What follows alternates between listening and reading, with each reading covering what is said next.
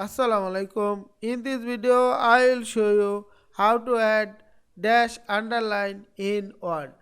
Let's get started. Select the text and go to the Home tab and click the drop down menu of underline icon and click the dash underline. Just select the text and click the drop down menu of underline and click the dash underline.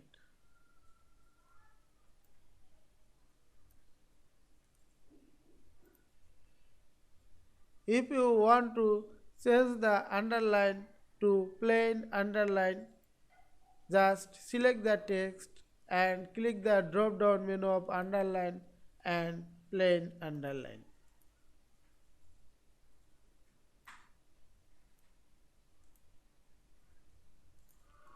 I hope you enjoyed this video. Please subscribe to my channel, like, comments and share.